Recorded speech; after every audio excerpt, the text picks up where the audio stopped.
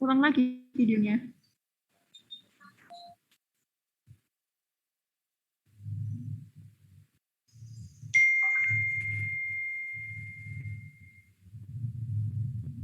Halo, Dek. Nggak apa-apa Kak, diulang sekali lagi aja. Sekali lagi.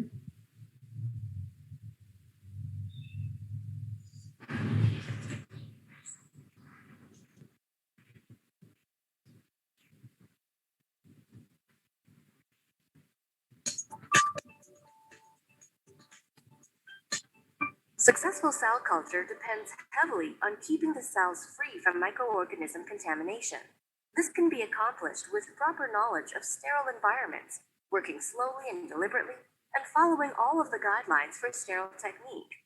Always wear basic personal protective equipment, or PPE, when working in the laboratory.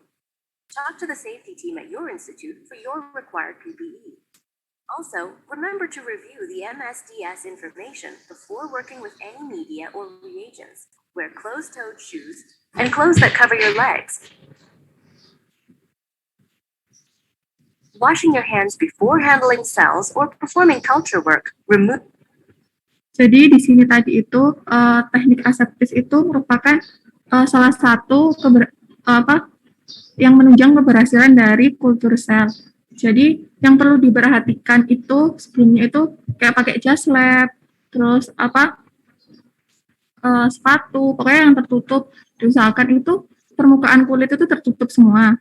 Nah, juga nggak lupa itu pakai sarung tangan dan juga cuci tangan itu juga jangan lupa.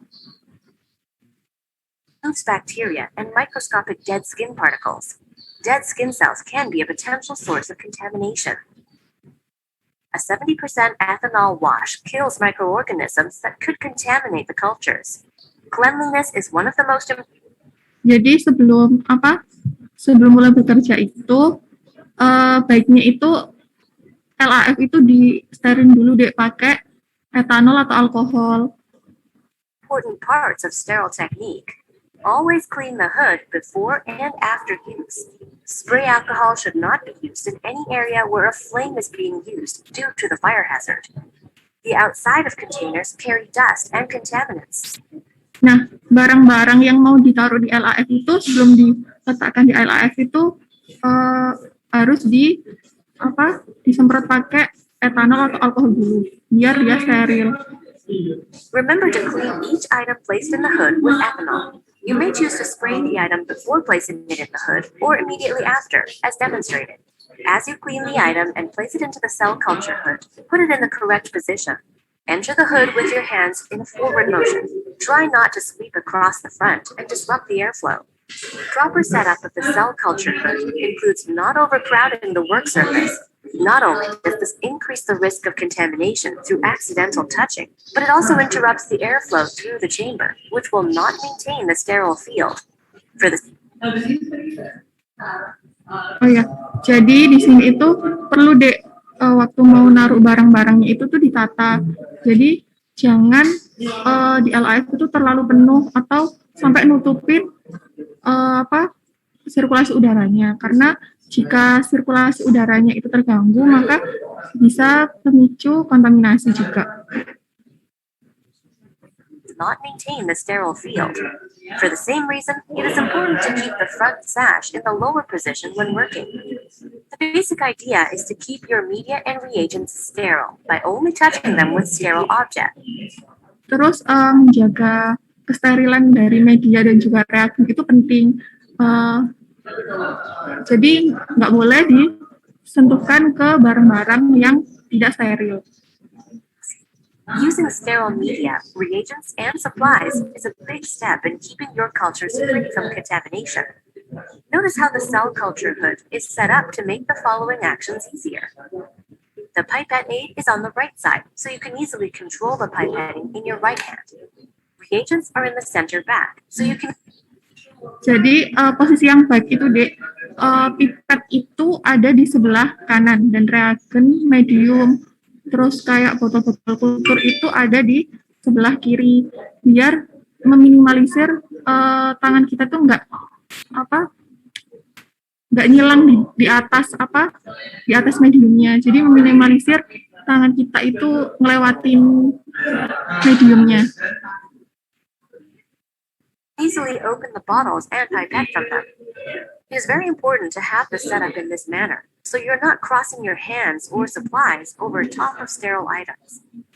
We'll now demonstrate the basic technique of handling a pipette and a bottle of medium while aseptically supplementing DMEM with non-essential amino acids. When opening the pipette package, be sure the pipette does not touch anything non-sterile.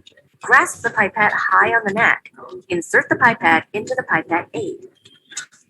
Ketika mau pakai pipetnya itu diusahakan pipetnya itu bisa tetap steril. Jadi jangan disentuh bagian dari pipetnya. Kalau bisa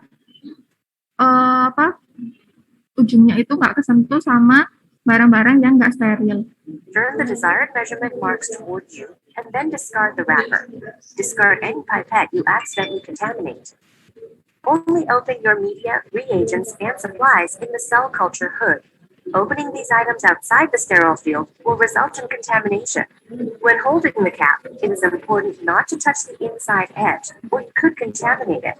Replace the cap as soon as possible. If you must set the cap down in order to free your hand, set it down with the interior surface facing.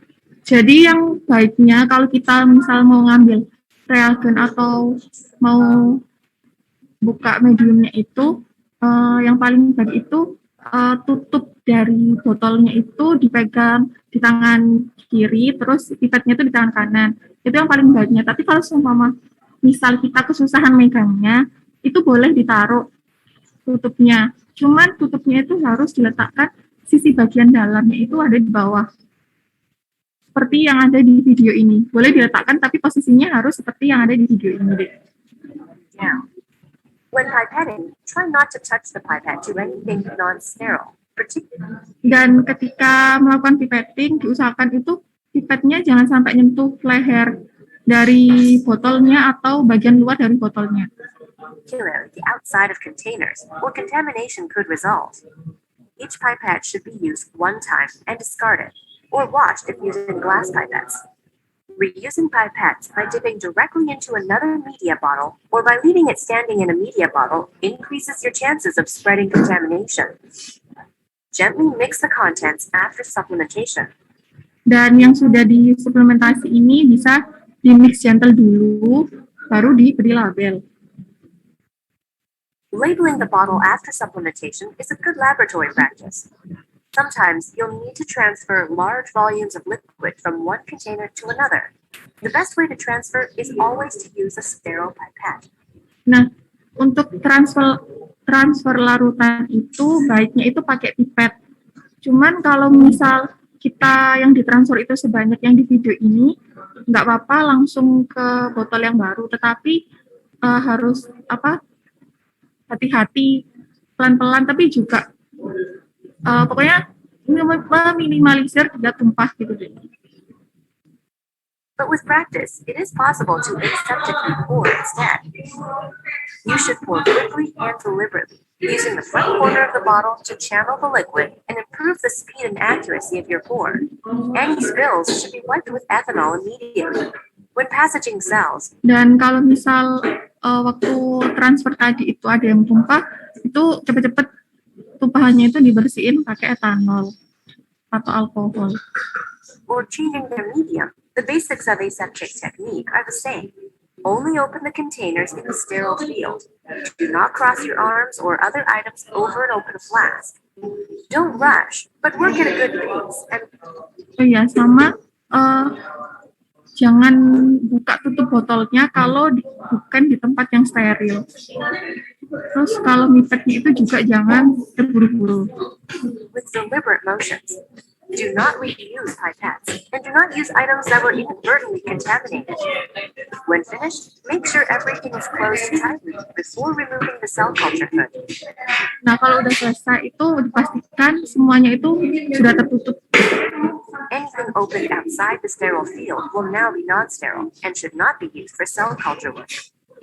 Wipe down the work surface with ethanol again, and Terus straighten juga up the hood before disterilisasi lagi pakai etanol atau alkohol.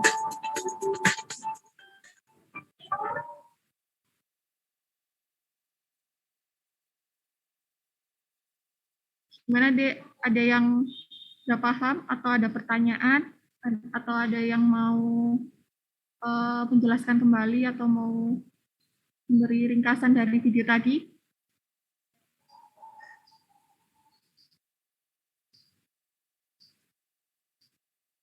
Permisi Kak, apakah suara saya masuk? Ya, terdengar Dek. Mohon maaf sebelumnya tidak bisa menyalakan kamera karena terkendala di sini sedang hujan soalnya Kak. Sebelumnya tadi dijelaskan untuk mix secara gentle ya Kak, kalau tidak salah pendengaran saya. Ya. Nah, itu kalau boleh tahu yang di mix itu apa ya Kak? Terima kasih sebelumnya. Kalau tadi itu medium yang ditambahin sama kayak reagen yang dibutuhkan atau penunjang dari mediumnya. Baik Kak, terima kasih.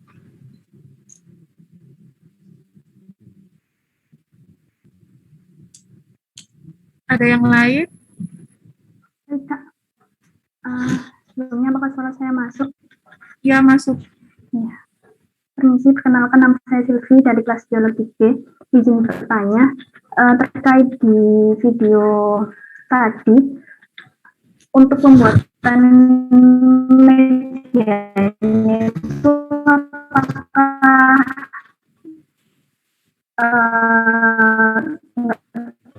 tidak perlu di autoclave ya Kak? Atau sebelumnya udah di autoclave? Kalau untuk pembuatan medianya nanti dijelasin di video yang berikutnya. Jadi kalau kultur sel hewan itu medianya itu nggak perlu di autoclave, jadi cuman difilter. Karena kalau dia di autoclave, dia rusak mediumnya. Jadi nanti dijelasin di video berikutnya. Baik Kak, terima kasih.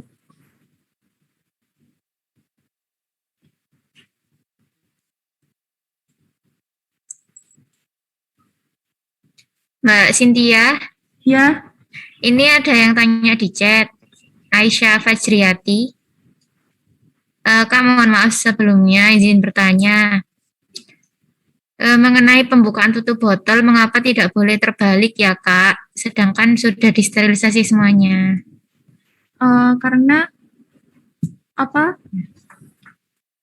Kalau misalnya terbalik itu kan bisa aja nanti itu ada yang nempel di tutup bagian dalamnya. Jadi kita itu meminimalisir ada yang jatuh ke tutupnya, atau misal kita waktu ngipet itu ada yang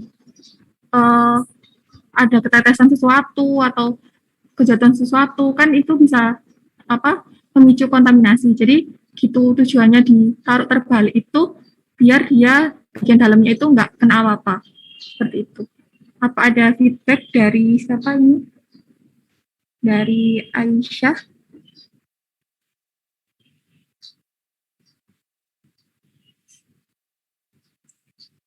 Sudah jelas ini Mbak Cindy chat. Nggak bisa nyalakan mic katanya. Oh iya. Ada yang mau bertanya lagi? Tadi ada Lydia Gari. Ya, permisi Kak. Ya. Ya. Saya Lydia dari kelas B, izin tanya ya Kak. Tadi kan kalau di video itu pipet yang digunakan tuh disposable ya Kak ya? Jadi dibuang ya Kak ya? Kalau yang biasa dipakai di kita, kalau nggak salah itu yang dicuci ya Kak ya? Nah Ya. itu penggunaannya kira-kira lebih baik yang mana Kak? Apakah memang yang disposable itu lebih kontaminasinya lebih dikit begitu Kak resikonya? Kalau misalkan kayak begitu, apakah memang harus pakai yang disposable seharusnya atau nggak apa-apa kita pakai yang seperti di lab biasanya? Nah, kalau kita di video ini kan pakai yang disposable. Nah, yang disposable itu emang karena sekali pakai jadi meminimalisir kontaminasi. Tapi kalau misal yang gelas itu juga nggak apa-apa digunakan, asal setelah digunakan itu dicuci terus disterilisasi. Nggak apa-apa kok, kayaknya sama aja selama dia disterilisasi lagi. Ada feedback? Oh iya, terima kasih Mbak. Iya. Permisi Kak. Ya. Iya Kak, saya Naila Sasabila dari kelas C izin bertanya. Jadi setahu saya kalau di dalam LAF itu dia punya lampu UV buat apa? Buat menghilangkan kontaminan gitu ya Kak. Iya. Jadi selama nggak digunakan itu dia dinyalakan. Nah itu tapi tadi pas sebelum pemakaian itu dia tetap disemprotin alkohol 70%. Itu karena sebelumnya udah ada yang make terus dia habis itu langsung make atau gimana ya Kak? Atau memang harus walaupun misalnya nih baru aja dimatiin yang lampu UV-nya itu, terus dia mau make itu tuh tetap aja harus disemprotin alkohol 70% meskipun belum ada yang gunain sebelumnya. Makasih Kak. Oh iya. Sebenarnya sih iya sih walaupun Bantu menjawab. iya, silakan Mbak. Baik, terima kasih. Untuk masalah yang UV itu termasuk salah satu jenis sterilisasi ruangan ya, Dek. Nah, biasanya kalau kerja di lab kultur itu, penggunaan UV itu dilakukan sebelum dan sesudah kita kerja di dalam LAF. Jadi wajib hukumnya untuk menyalakan UV untuk sterilisasi ruangan. Jadi sterilisasi kita itu bertahap, mulai dari alat semuanya harus disterilisasi. Kemudian yang mengerjakan itu juga harus dengan pakaian yang maksudnya enggak yang dia habis dari luar langsung masuk. Jadi itu harus pakai jas lab, harus pakai sarung tangan dan lain-lain itu. Nah di dalamnya itu juga harus butuh di sterilisasi gitu deh.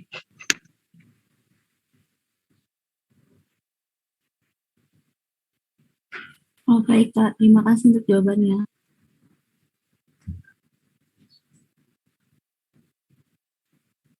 Ada pertanyaan lagi?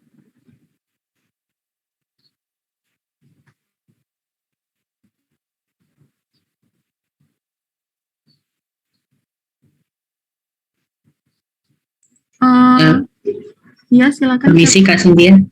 Ya. Izin bertanya, perkenalkan nama saya Yudhistira Ibrahim dari kelas A. Izin bertanya yang ini terkait yang tadi Kak, yang pemakaian pipet yang disposable sama yang kaca ya Kak, yang berkali-kali pakai yang kaca itu kan kalau di video dan tadi kata Kakak kan itu kalau yang kaca itu kan yang sering kita pakai di laboratorium itu kan dicuci ya Kak, setelah pakai cuci dan untuk dan itu disterilisasi.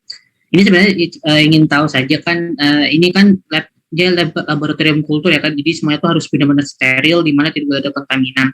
Dan sedangkan kan ini yang pipet yang berkali-kali ini kan harus sering dicuci, dan juga ini kan tergantung bahannya juga ya kan untuk pencuciannya. Nah ini kalau saya boleh tahu yang standar di lab itu untuk pencucian pipet yang kaca ini tuh berapa kali? Karena kan biasanya kan ini tergantung bahan ya Kak, dimana bisa jadi ada yang mungkin 13 kali, 12 kali atau bahkan nanti lebih, itu kan itu macam-macam ya Kak. Kalau standarnya itu berapa ya Kak minimal pembilasan atau pembersihan akan pipet yang telah dipakai dan juga untuk sterilisasinya ya Kak. Terima kasih. Jadi sebelum dicuci itu kayak barang-barang yang habis dibuat kultur itu direndam pakai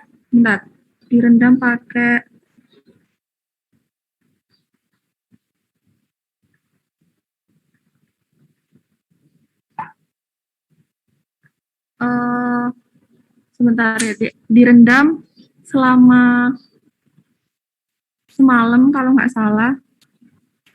Mungkin Mbak Siska bisa bantu. Oh, direndam pakai tipol. Jadi yang mau dicuci ini direndam dulu pakai tipol selama semalam, terus habis direndam pakai tipol ini dia dibilas selama 21 kali. Pokoknya sampai busanya ini hilang. Nah, setelah itu setelah dicuci 21 kali itu dia di oven 1 jam dengan suhu 50 derajat Celcius. Kemudian dibungkus aluminium foil, habis itu baru disterilisasi lagi di autoclave.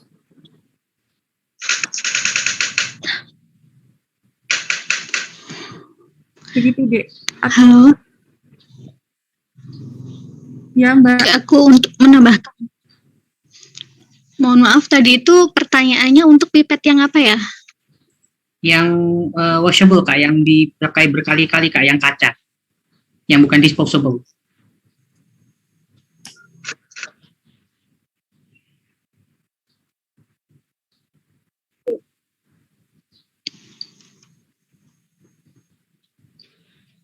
Halo, yang di dalam video tadi ya? Pipet yang kaca yang di dalam video tadi? Iya, betul Kak.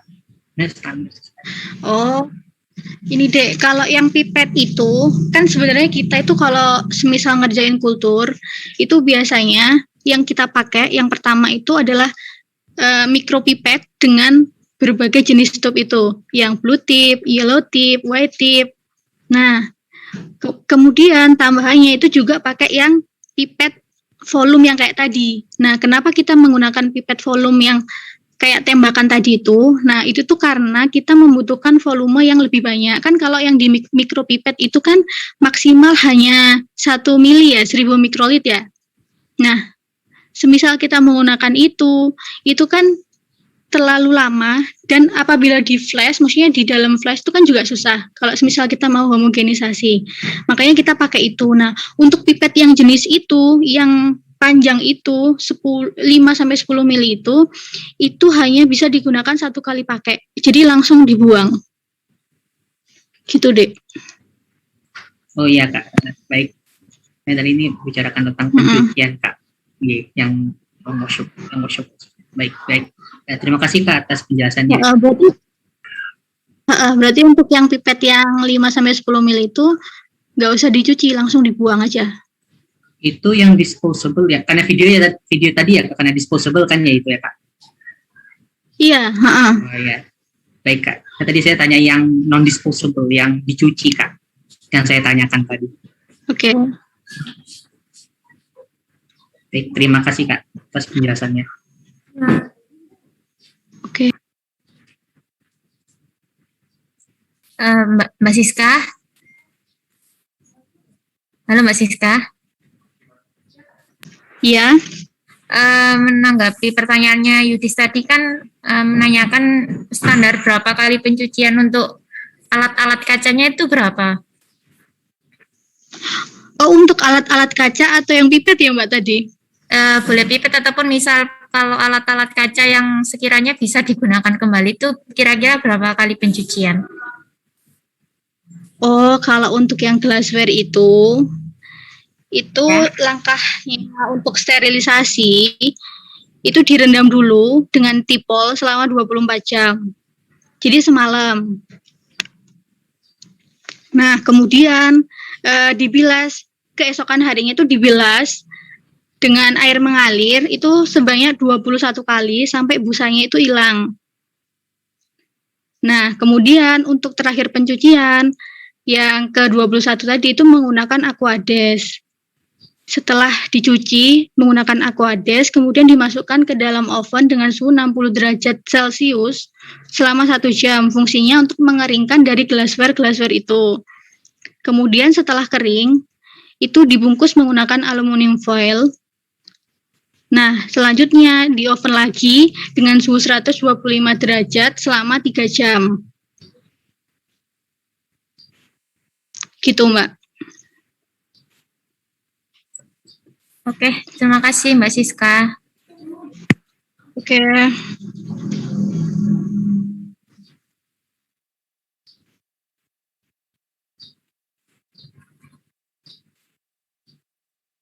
Ada pertanyaan lagi? Izin bertanya kembali.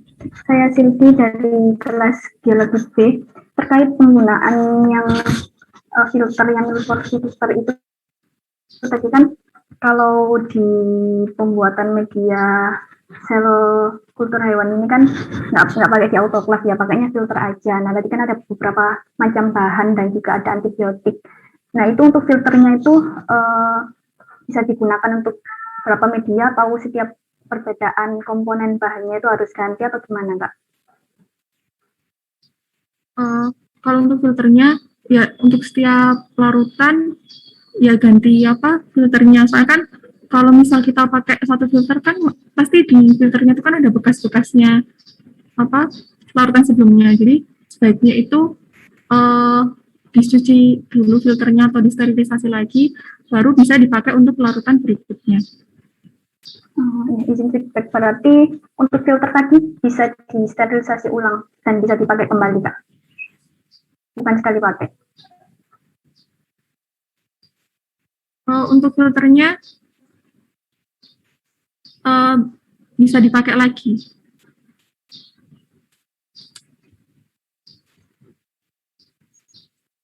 Ya, baik, Kak. Terima kasih. Ya. Oh, maaf, Dek. Tadi yang tentang filter itu, maaf ya, filternya itu sebenarnya sekali pakai. Ya, filternya sekali pakai, jadi kalau misal ganti larutan, ganti filternya lagi. Itu. Oh, gitu. Berarti sekali pakai buang dan hanya untuk satu larutan, satu filter gitu ya, Kak? Ya. Baik, Kak. Terima kasih. Iya.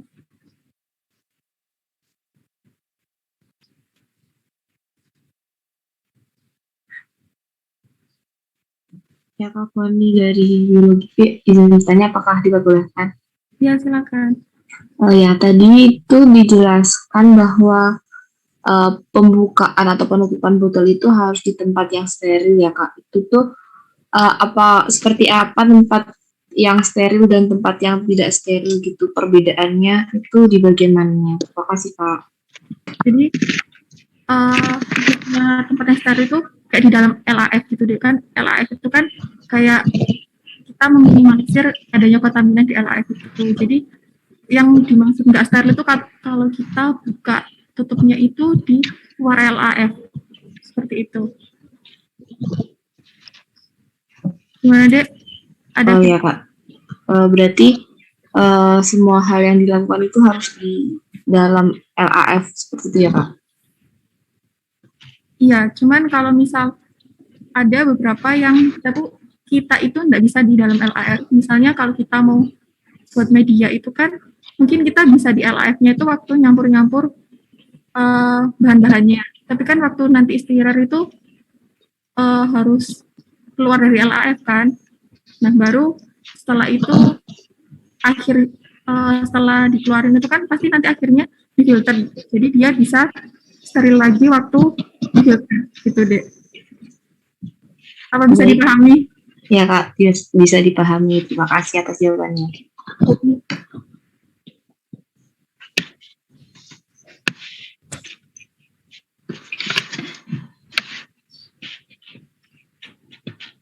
Ada pertanyaan lagi? Kalau nggak ada, kita ke video berikutnya.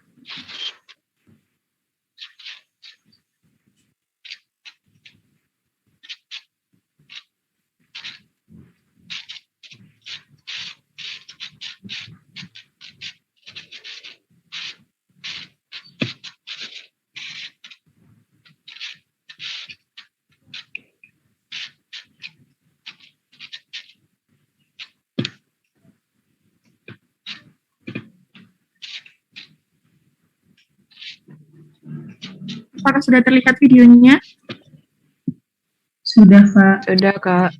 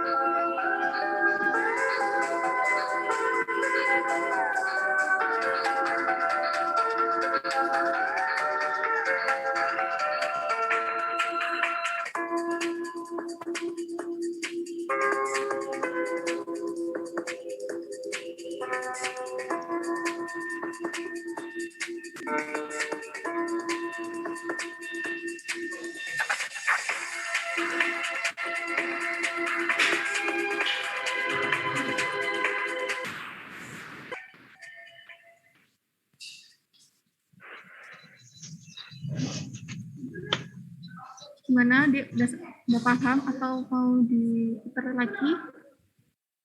Putar lagi Kak.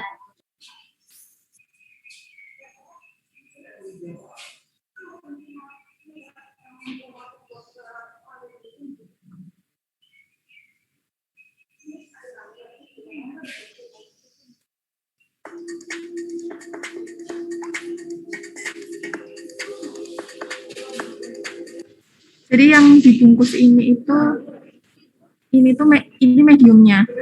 Ini mediumnya itu dimasukin ke apa aja?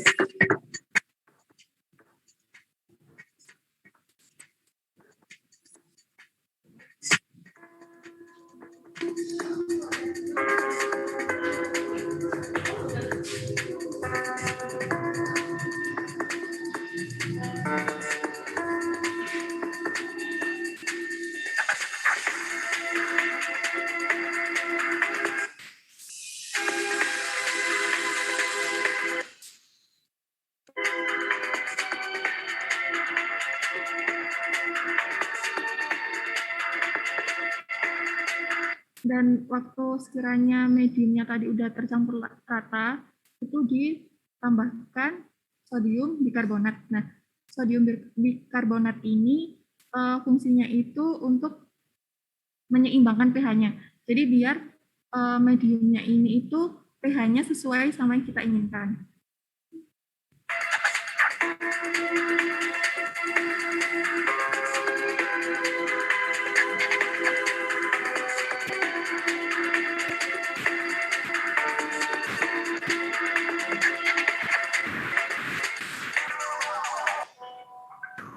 Dan setelah itu kan di adjust pH. Nah, adjust pH ini itu untuk kita mengonfirmasi berapa pH dari mediumnya. Nah, kalau di video ini kan pH-nya kan 7 sampai 7,2. Nah, kalau biasanya itu juga bisa dari 7 sampai 7,4. Jadi tergantung dari media ini tuh nantinya akan ditambahkan dengan apa gitu.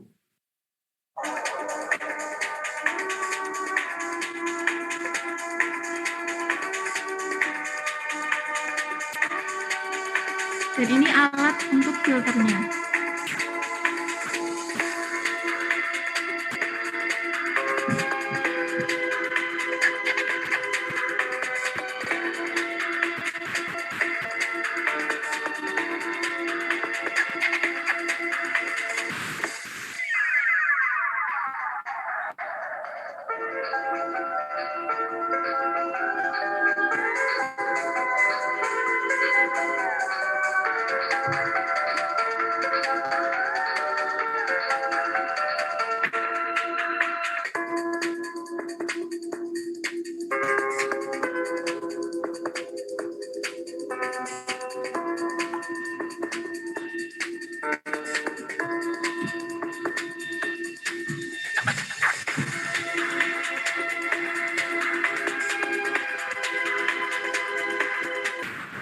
Nah, tadi di akhir mediumnya itu setelah sudah selesai, itu bisa disimpan di suhu 2 derajat sampai 8 derajat.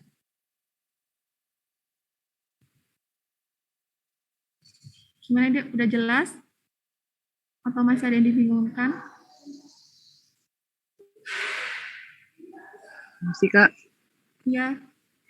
Perkenalkan, nama saya Sofi Adibadila dari kelas Biologi B. Mohon maaf belum bisa menyalakan kamera karena ada kendala jaringan.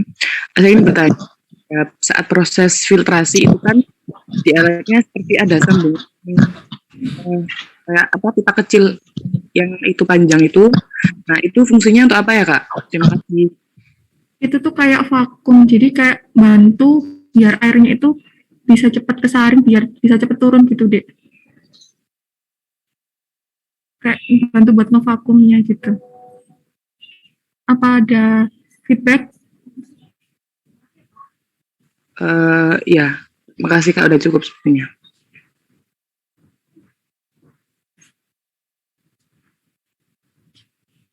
Permisi Kak. Iya. Nama saya Muhammad Wisam dari kelas Biologi B. Izin bertanya Kak. Pada saat pengukuran pH itu Kak, kalau misalkan pH-nya itu kurang atau berlebih, itu ada cara nggak untuk menanganinya gitu Kak? Biasanya tuh kalau adjust pH itu ya, kalau misal dia terlalu asam, nah biar dia terlalu asam itu bisa ditambahin sama larutan basa kuat kayak NaOH. Nah, kalau misal dia terlalu basah bisa ditambah asam kuat kayak NaCl gitu deh. Baik Kak, terima kasih banyak atas jawabannya.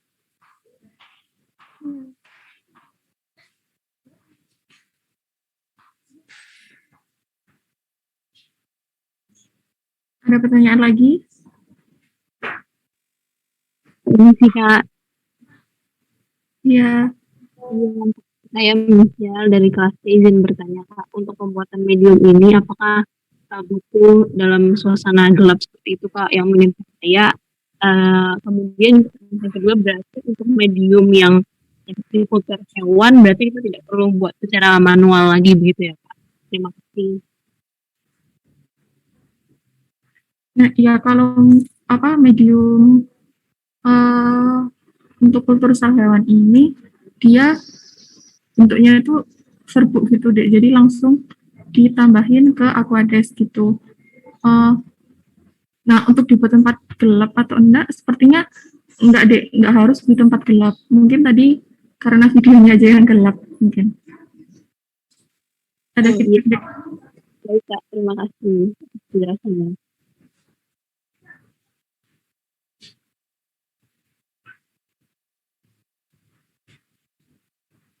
Ada pertanyaan lagi?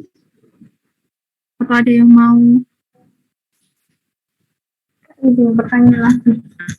Oh iya, silakan. Ya, nama saya Sylvie dari kelas Biologi B. Terkait yang tadi di akhir video kan Kakak bilang kalau mediumnya udah dibuat dan difiltrasi itu disimpan di suhu 2 derajat sampai 8 derajat gitu ya Kak? Iya. Nah itu kan nanti berarti beku ya Kak, nggak langsung dipakai. Berarti kalau mau pakai itu dicairkannya lagi apa harus gimana Kak? Nah, kayaknya itu di suhu seperti itu tuh enggak. Sebentar deh.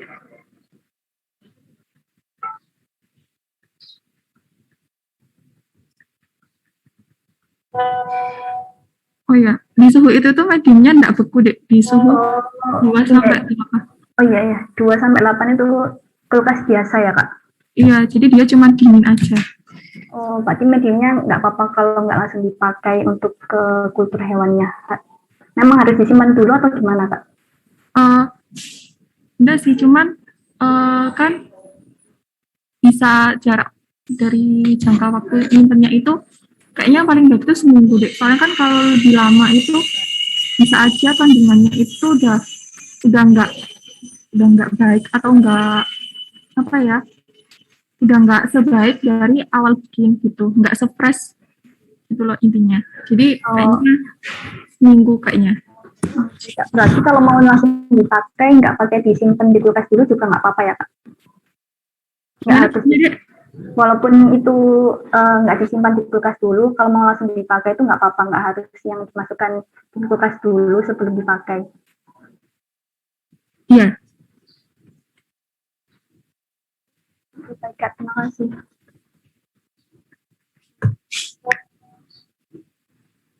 Oh, sebentar, Dek. Kayaknya tadi ada kesalahan.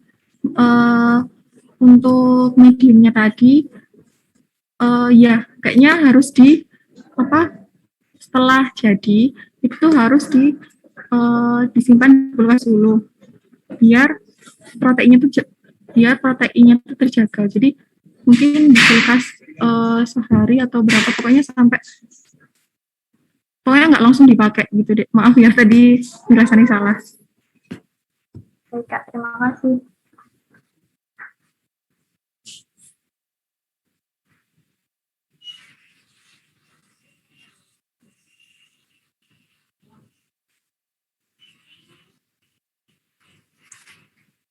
Mbak Cynthia.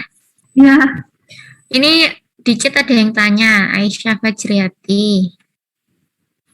Kak, ketika sudah selesai medium kan disimpan dengan suhu 2-8 derajat Celcius. Apakah ada alat khusus atau penyimpanan medium yang lain? Maksudnya, atau hanya disimpan di kulkas gitu ya, Kak? Ya, untuk pertanyaan dari Aisyah,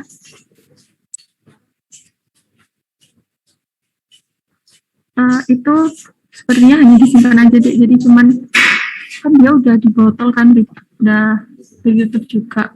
Jadi bisa langsung dimasukin ke kulkas dengan suhu 2-8 derajat. Jadi nggak ada perlakuan khusus, langsung disimpan aja di kulkas gitu aja. Atau Mbak Siska ada tambahan?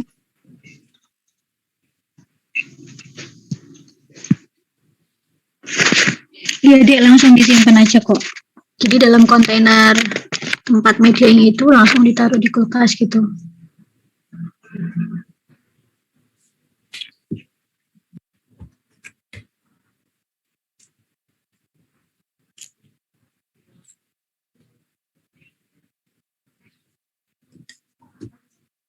Ada pertanyaan lagi? Permisi, Kak. Ya. Saya Mafulisa dari kelas biologi A. Izin bertanya, tadi kan kakak menjelaskan kalau setelah dihomogenasi itu dapat ditambah dengan sodium bikarbonat ya untuk menyimbangkan pH. Itu sodium bikarbonat yang ditambahkan itu berapa banyak ya, Kak? Terima kasih. Tadi kan di video itu ditambahin 2 gram per liter. Terima kasih, Kak.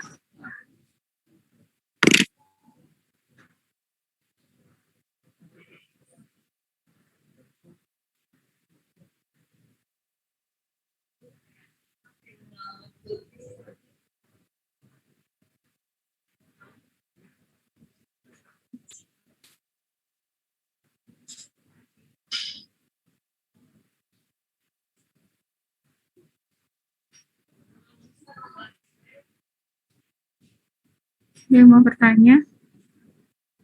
Permisi, Kak. Apakah suara saya terdengar? Iya, terdengar.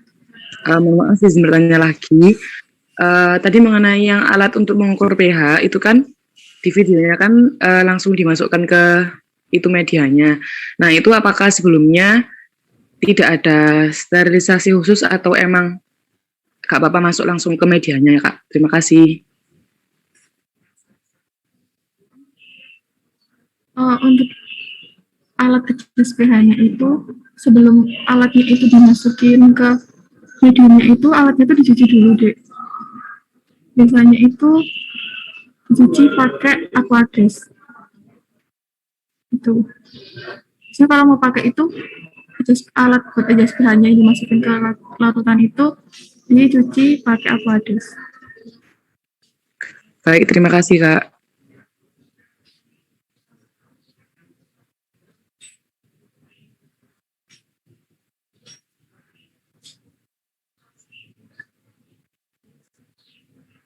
Ada pertanyaan lagi?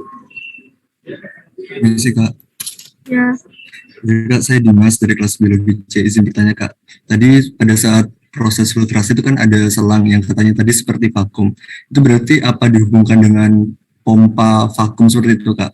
Kemudian pertanyaan selanjutnya, dalam proses sterilisasi atau pembuatan media di kultur sel hewan ini, apakah juga bekerja dengan api begitu ya Kak? Terima kasih.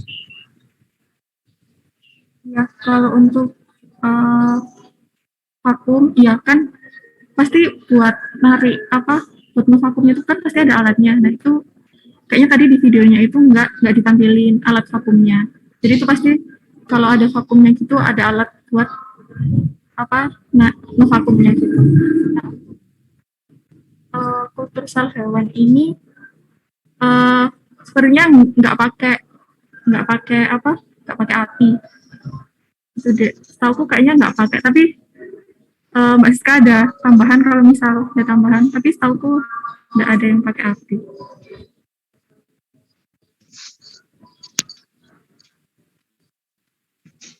Iya dek, nggak ada kok. Baik Kak, terima kasih penjelasannya.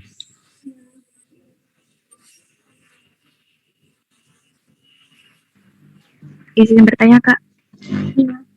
Ya, saya Hesti dari kelas biologi C. Saya izin bertanya, setelah dilakukan filtrasi, apakah ada kemungkinan terjadi kontaminasi Kak? Apabila iya, ciri-cirinya seperti apa? Terima kasih. Kalau untuk filtrasi itu kan kita pakainya itu 0, kalau kita pakainya yang diameter porinya itu 0,22 mikrometer, itu kayaknya udah cukup deh, itu yang terbaik. Kayaknya semua kontaminannya itu udah tersaring semua. Tapi kalau misal terjadi kontam, biasanya itu medianya itu berubah warna. Kalau misal medianya itu ada phenol red-nya, misal ada bakteri yang mengontaminasi, dia itu bisa berubah warna jadi kuning gitu deh. Jadi kayak bisa berubah warna gitu. Oke, baik. Terima kasih Kak penjelasannya.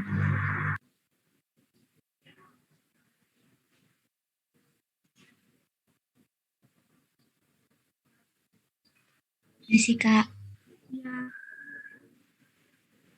Halo, apa suara saya jelas Kak? Iya jelas. Dengan siapa ya? Ya, perkenalkan nama saya Zuratin Hurata dari kelas A. Saya izin bertanya Kak. Tadi kan kakak bilang kalau mediumnya itu ditambah dengan Aquades.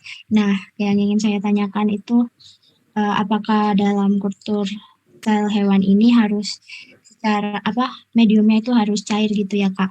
Terus pertanyaan selanjutnya, kenapa mediumnya itu berwarna Kak? Apa ada tujuan khusus? Terima kasih Kak. Sebenarnya kalau mediumnya itu kenapa berwarna merah? Kenapa mediumnya berwarna? Itu tergantung dari kandungan apa yang ada di mediumnya gitu deh. Jadi ya tergantung warnanya itu tergantung dari kandungan yang ada di mediumnya.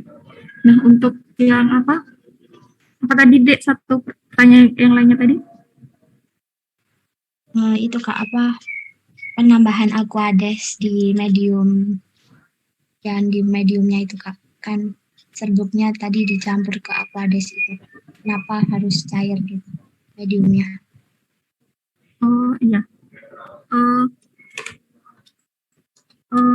kita itu kan pakai mediumnya itu kenapa ditambahin Aquades, karena kan bentuknya itu kan dia serbukan, biar dia itu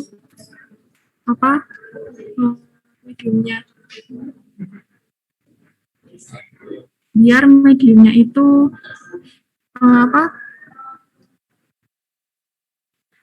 biar serbuknya itu tuh larut, jadi ditambahin sama Aquades gitu deh. Dan kalau medium dari kultur sel hewan itu sepertinya ada yang padat, sepertinya ada yang padat. Mungkin ada tambahan dari Mbak Siska tentang mediumnya.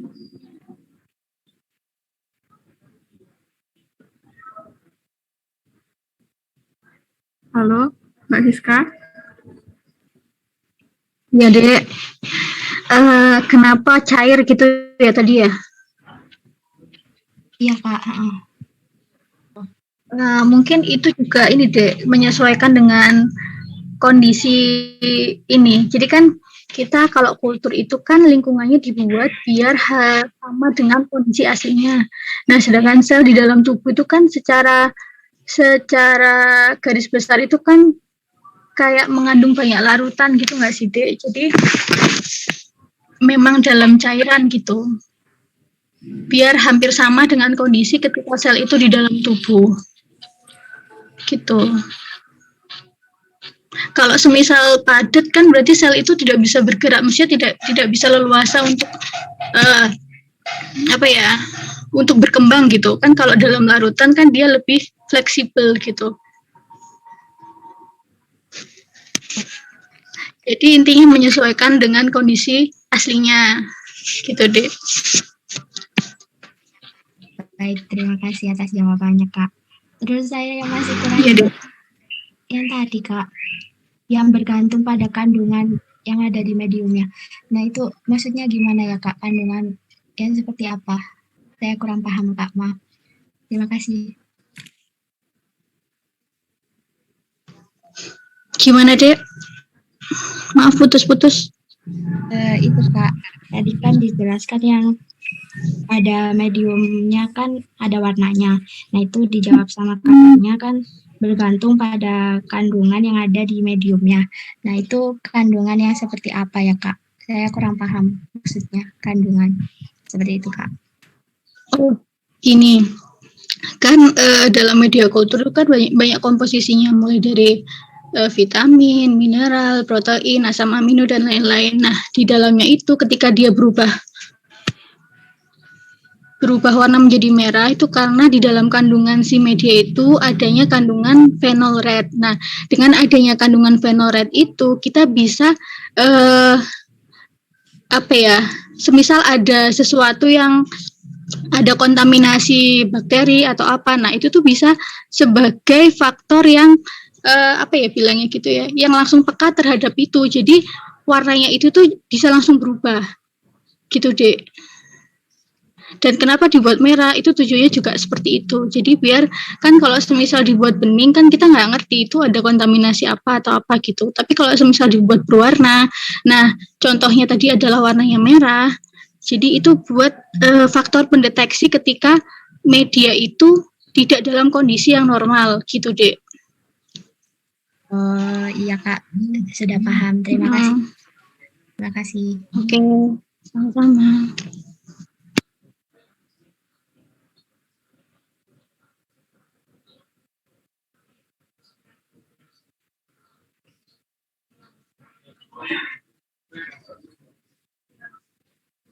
Ada pertanyaan lagi? Permisi, Kak. Silakan. Ya, saya Suraya dari biologi. Saya izin bertanya tentang penambahan sodium bikarbonat pada media tadi. Itu apakah memang sudah serangkai dengan medianya? Kalau tidak salah di MEM ya Kak, medianya itu. Itu penambahan sodium bikarbonatnya itu memang sudah sepaket, atau seluruh media itu juga ditambahkan sodium bikarbonat seperti itu Kak? Atau memang karena dari media DMEM ini sendiri kan sedikit asam, jadi untuk menetralkan pH-nya sendiri, atau seperti apa Kak? Terima kasih Kak. Nah, untuk penambahan sodium bikarbonat kan tadi untuk menyeimbangkan pH-nya. Jadi kayaknya perlu menambahkan sodium bikarbonat ini. Soalnya kan lihat pH dari mediumnya itu sesuai sama yang kita inginkan. Kan kita kan tadi pengennya antara 7, kalau di video tadi kan 7 sampai 7 sampai 7,2. Tapi kalau di yang lain itu bisa 7 sampai 7,4 tergantung dari medium itu nanti akan ditambahkan dengan ditambahkan apa lagi. Jadi kayaknya sodium bikarbonat itu harus ditambahin buat menyeimbangkan dari pH dari mediumnya. Oh ya, Kak. Izin feedback boleh, Kak? Ya, silakan. Berarti untuk seluruh media atau tergantung medianya, Kak? Tergantung ya?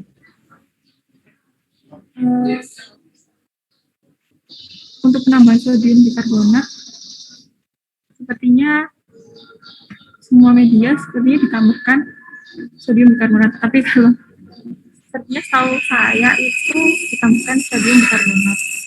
Mungkin ada tambahan dari Francisca.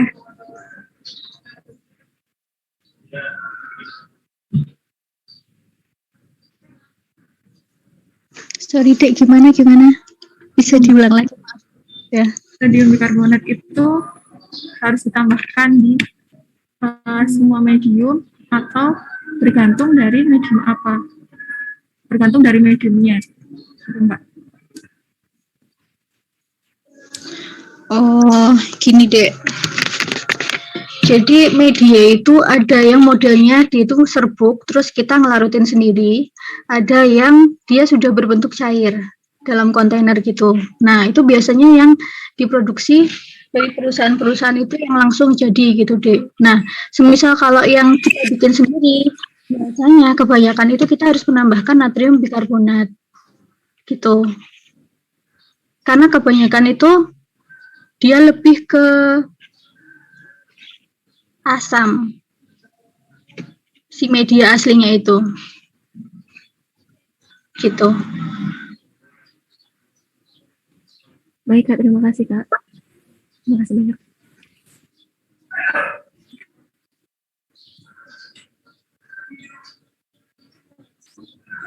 Kak, mohon maaf izin bertanya terkait yang pertanyaan di masa sebelumnya itu kan terkait api bunsen. Ya. Pengalaman saya waktu kemarin itu kebetulan pernah ngelab kultur hewan buat PKN itu untuk kerjanya penanganan bahan dan lain sebagainya itu pakai api bunsen walaupun di lab. Nah, kata analisnya itu buat mencegah kontaminasi bakteri dari lingkungan gitu ketika nuang-nuang bahannya. Tapi tadi kakak bilangnya kalau di sel hewan itu nggak pakai api-api atau bunsen gitu, Kak. Itu memang standarnya seperti itu atau gimana ya, Kak? Kayaknya itu tergantung dari kebiasaan setiap laboratorium, Dek. Jadi kadang tuh laboratorium itu ada yang di sini nggak pakai ini, di sini pakai ini. Jadi itu tuh bisa aja tergantung dari kebiasaan di laboratorium. Gitu, Dek. Oh, pasti nggak ada ketentuan khusus atau larangan dan patokan gitu ya, Kak, untuk penggunaan itu.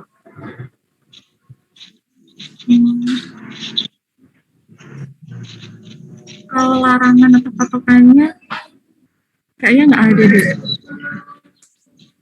Mungkin ada tambahan, Mbak Siska? Ya, dia menambahkan.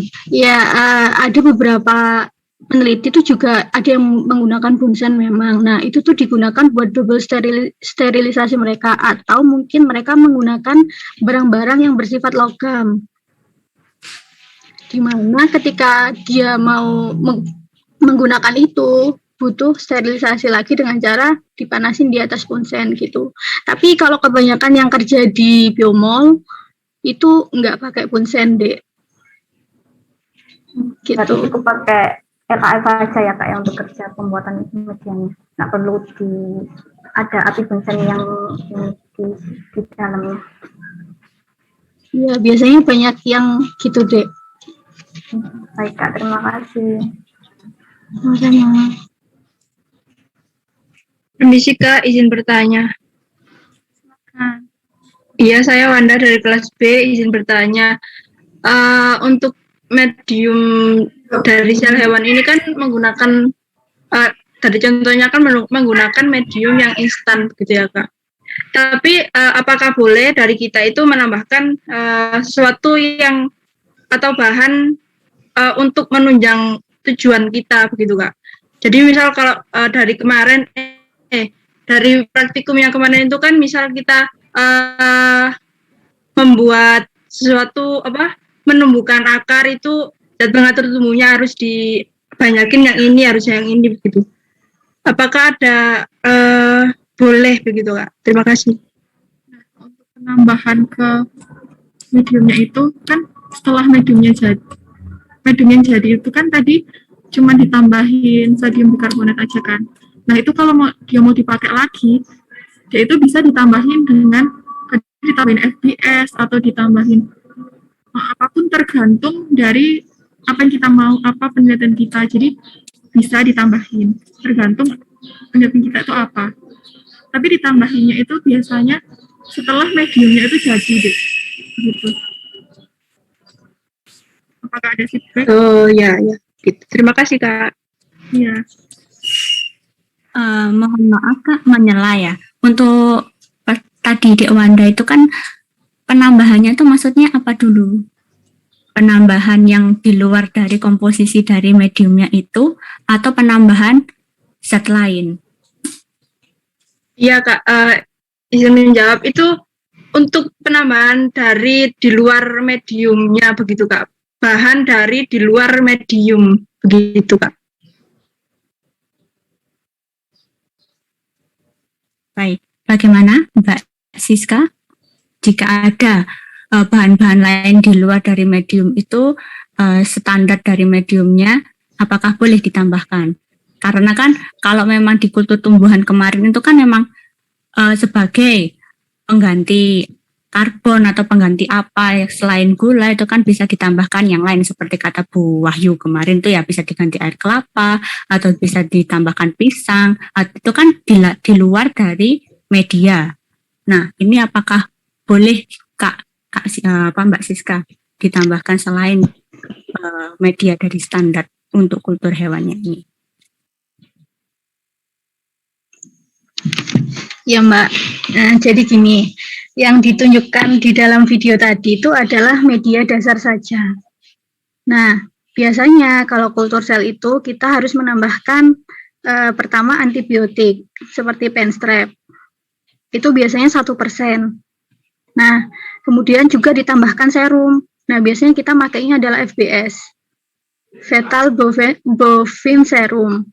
Nah, kemudian ketika kita berada dalam case penelitian tertentu, semisal dulu Mbak adalah kultur folikel, di mana perkembangan folikel itu kan distimulasi oleh hormon FSH dan LH di dalam tubuh kan. Nah, jadi ketika Mbak kultur folikel itu, Mbak juga menambahkan hormon FSH dan LH. Jadi untuk menambah stimulasi perkembangan dari folikel tersebut gitu.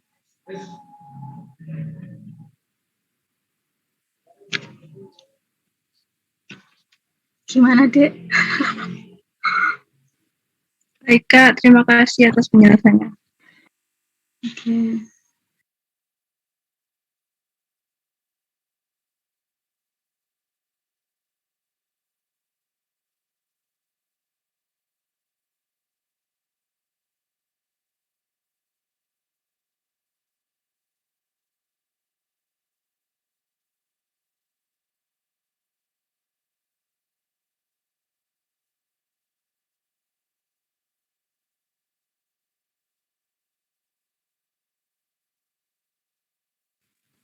Wah, ini kok sepi sekali ya? Berarti sudah paham semua ini ya? Azan Ayo balik. kelas A sampai kelas B.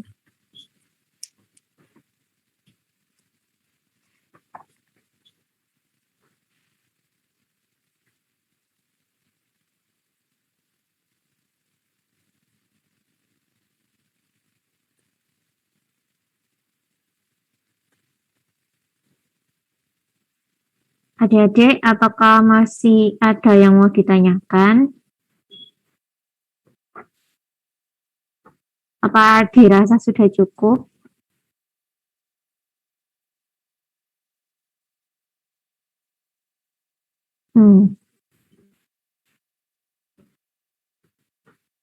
Halo? Apa sudah paham? Kalau masih bingung, gini aja wes. Halo Mbak Sin. Halo Mbak Cynthia.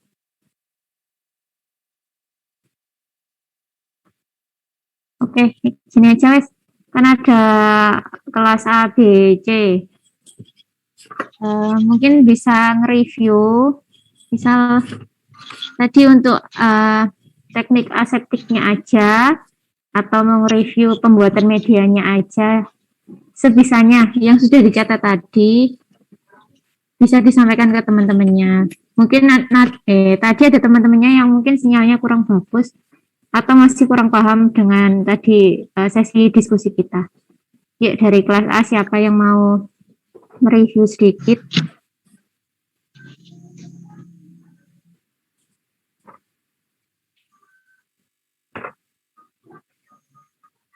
Nggak harus lengkap banget, sedikit aja nggak apa-apa, nanti ditambahin sama teman-temannya yang lain. Halo Kak, permisi. Iya. Perkenalkan, saya Cynthia Kulingga Dewi dari kelas A. Saya izin mereview yang teknik aseptis ya Kak. Iya. Jadi untuk teknik aseptis adalah salah satu teknik yang menunjang, maaf sebelumnya saya belum bisa menyalakan kamera karena terkendala sinyal. Saya ulangi lagi, jadi teknik aseptis adalah salah satu teknis yang menunjang keberhasilan kultur sel yang bisa kita lakukan. Di antaranya pertama adalah selalu menggunakan alat pelindung diri seperti jas lab, kemudian selalu melindungi kaki menggunakan sepatu, sarung tangan, dan usahakan seluruh bagian tubuh itu tertutup. Kemudian yang kedua, membaca informasi lembar MSDS sebelum menggunakan bahan kimia. Yang ketiga, mengenakan kacamata pelindung. Yang keempat, mencuci tangan dengan sabun. Yang kelima, menyemprotkan alkohol 70% pada meja kerja agar lingkungannya tetap aseptis. Kemudian yang keenam, pastikan menutup botol kimia dengan rapat agar tidak terjadi kontaminasi dari udara. Yang ketujuh, LAF disterilkan dengan etanol atau alkohol 70%. Yang kedelapan, barang-barang yang akan digunakan dan diletakkan di LAF harus disterilisasi terlebih dahulu dengan menyemprotkan alkohol atau etanol 70%. Yang kesembilan, usahakan barang di LAF tidak terlalu penuh atau rapat dan usahakan agar tetap ada sirkulasi udara untuk menghindari terjadinya kontaminasi. Kemudian, botol-botol kultur diusahakan terletak di sebelah kiri dan peralatan-peralatan seperti pipet berada di sebelah kanan. Kemudian, usahakan pipet tidak menyentuh barang-barang yang tidak steril saat menggunakannya, dan cara yang tepat untuk membuka regen adalah tutup botol di sebelah kiri dan pipet di tangan sebelah kanan. Jika kesusahan, maka tutup botol boleh diletakkan tetapi dalam keadaan menghadap ke bawah untuk menghindari terjadinya kontaminasi. Kemudian, ketika pipeting, usahakan pipet tidak menyentuh leher dari botol bahan kimia. Dan yang terakhir adalah transfer larutan, baiknya memakai pipet, tetapi jika volume cairan yang dituang banyak, maka bisa langsung dituang melalui botol. Dan diupayakan harus berhati-hati agar tidak tumpah, dan apabila terdapat larutan atau bahan kimia yang tumpah, maka harus segera dibersihkan. Terima kasih, Kak. Terima kasih, Kak Siska. Untuk Mbak Cynthia, gimana? Apa sudah lengkap jawabannya dari Kak Cynthia? Ya, sudah lengkap. Mungkin tambahannya, kalau sudah selesai, LAF-nya kembali disterilisasi lagi. Mungkin kurangnya itu aja sih. Sudah sangat lengkap kok penjelasannya. Terima kasih. Untuk yang teknik pembuatan medium, tadi terima kasih untuk Dek Cynthia. Untuk yang kelas B dan C mungkin mau menambahkan untuk teknik pembuatan mediumnya. Permisi Kak. Iya. Iya, saya Wanda dari kelas B, izin mereview dari pembuatan medium kultur sel hewan tadi. Ya, itu yang pertama itu menambahkan medium yang berbentuk serbuk yang telah jadi itu ke air, terus diaduk hingga tercampur dengan magnetic stirrer. Kemudian menambahkan sodium bikarbonat sebanyak 2 gram per liter dan diaduk hingga tercampur. Sodium bikarbonat ini untuk menyeimbangkan pH agar pH itu sesuai dengan keinginan gitu. Kemudian langkah selanjutnya yaitu ukur pH sampai 7 sampai 7,2 atau 7 sampai 7,4 tergantung komposisi media yang ditambahkan. Kalau terlalu asam itu tadi katanya bisa ditambahkan dengan NaOH, kemudian kalau terlalu basa itu bisa ditambahkan dengan HCl. Kemudian alat filter harus disiapkan di dalam kondisi yang steril. Kemudian kalau misal sudah, simpan medium di suhu 2-8 derajat Celcius. Begitu Kak. Terima kasih. Oke, Dewanda, terima kasih. Bagaimana ya Mbak Cynthia? Ya, sudah mencakup semuanya. Oke. Mungkin Mbak Cynthia mau menyampaikan. Oh iya, sebentar.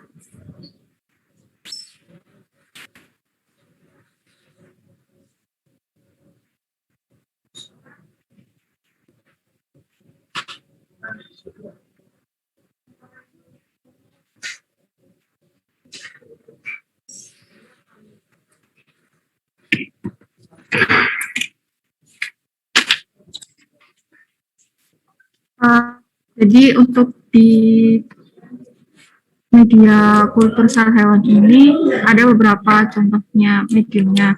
Pertama itu ada MEM atau minimum essential media, ada BME atau basal medium eagle, ada mycois 5 medium 1/9, dan ada RPMI atau medium Roswell Park Memorial Institute.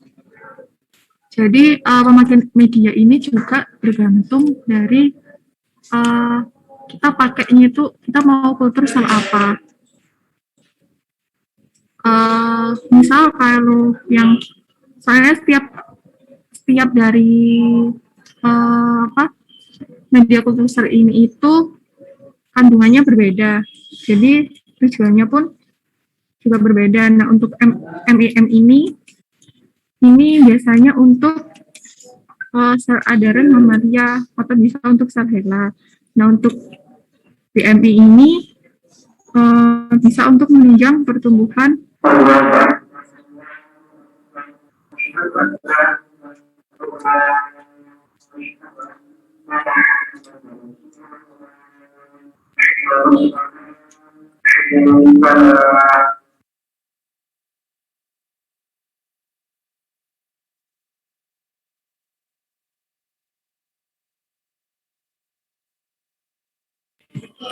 Maaf, saya lanjutkan.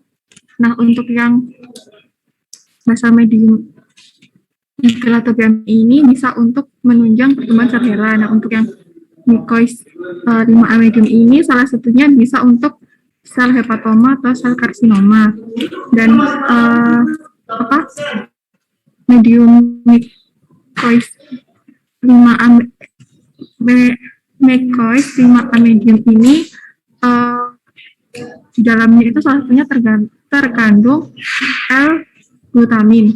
Nah, untuk yang medium 1/9 ini dia itu juga mengandung L-glutamin, tapi dia juga bisa digunakan untuk kultur yang untuk memproduksi vaksin. Pokoknya yang berhubungan dengan virologi itu bisa pakai yang medium 1/9. Nah, untuk yang RPMI ini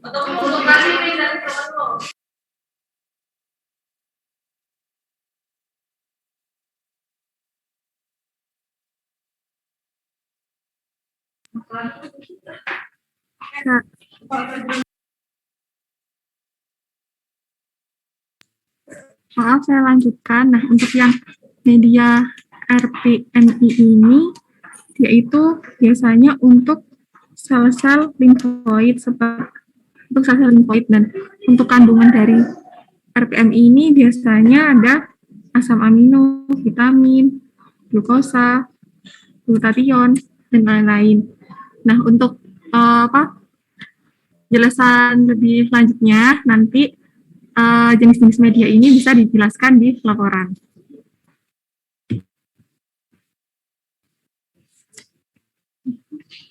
Dan untuk yang ini, kalau yang di biomol itu untuk filternya itu beda deh sama yang di video tadi. Kalau yang di biomol tadi itu kita pakai yang ini, jadi ini itu pakainya pakai squid. Jadi squid itu kan ada jarumnya. Jarumnya itu dilepas, terus jarumnya itu diletakkan di bagian yang diameternya ini lebih besar. Jadi nanti kita ngambil dari wadah atau beker glass yang ada medium yang belum difilter. Nah, itu kita ambil pakai spuit kira-kira spuit 10 atau 15 mili, kita ambil terus nanti kita taruh lagi di beker gelas yang baru. Dan ini juga sekali pakai. Nah, ini tuh waktu gantinya kan ini kan kecil. Sedangkan biasanya kan mediumnya kan banyak buatnya. Jadi kita itu dilakukan secara berkala. Nah, kalau misal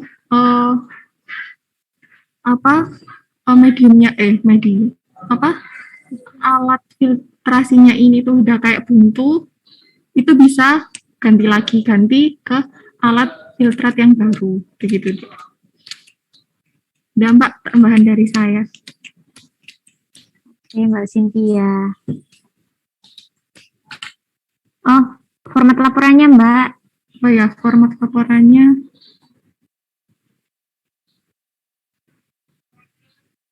Sudah terlihat apa belum, Mbak? Sudah? Belum. Sebentar.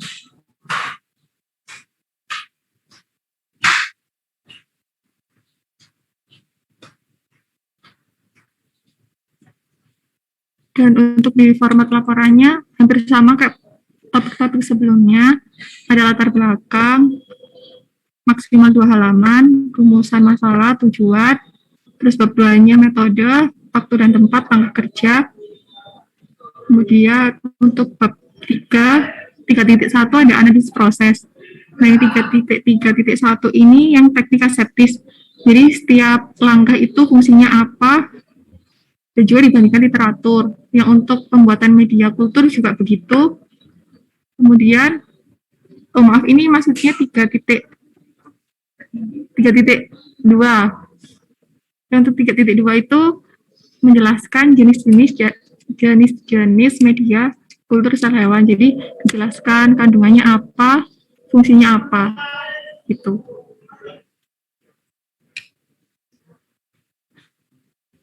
Dan Mbak, untuk rujukan daftar rujukannya sama seperti sebelumnya, 5 jurnal, 3 Inggris, 2 bahasa Indonesia. Sudah, Mbak? Ya, baik Mbak Cynthia. Adik-adik ada yang mau ditanyakan? Permisi Kak.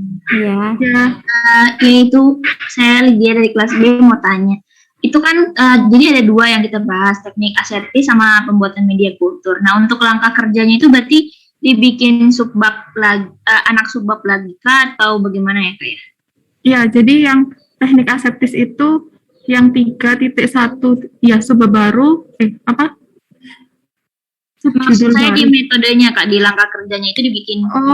Iya, di langkah kerjanya juga dipisahin aja, Dek. Oh iya, makasih Kak. Iya.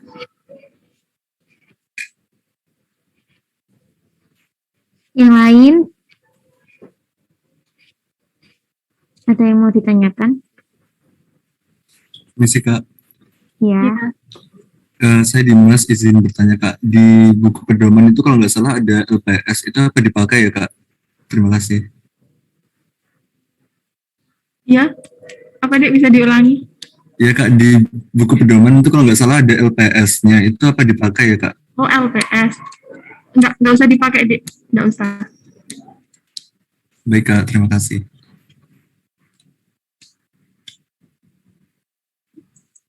Permisi Kak Cynthia. Ya.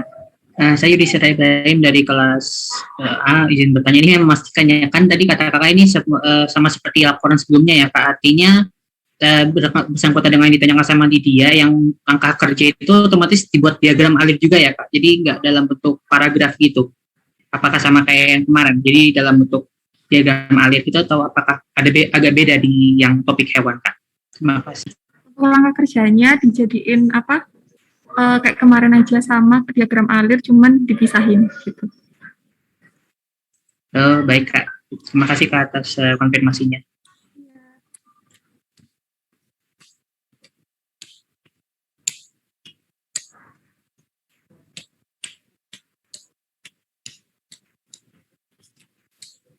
Udah adik-adik? Misi Kak. Oh ya, silakan Dek. Ya, saya Mafulisa dari kelas A izin bertanya, Kak. Untuk yang 3.2 yang jenis-jenis media kultur sel hewan itu, apakah harus 5-5-nya sesuai PPT tadi dijelaskan atau minimal berapa gitu, Kak?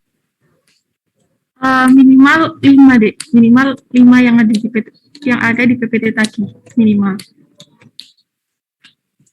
Baik, terima kasih, Kak.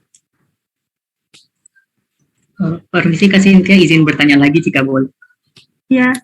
Ya, saya Yudhistira Ibrahim dari kelas A. Ini mengenai waktu dan dokter kan kalau kemarin kita di tumbuhan kan kita di laboratorium FKM ya, Pak, fisiologi, kultur jaringan dan mikroteknik.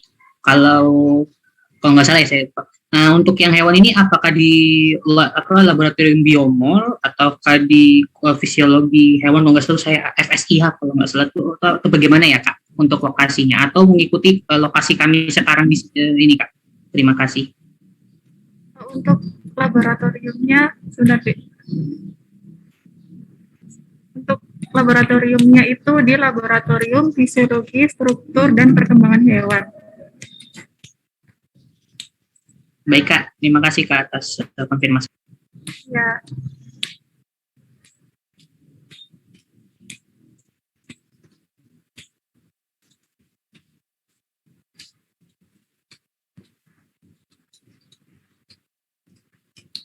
Apa sudah cukup adik-adik?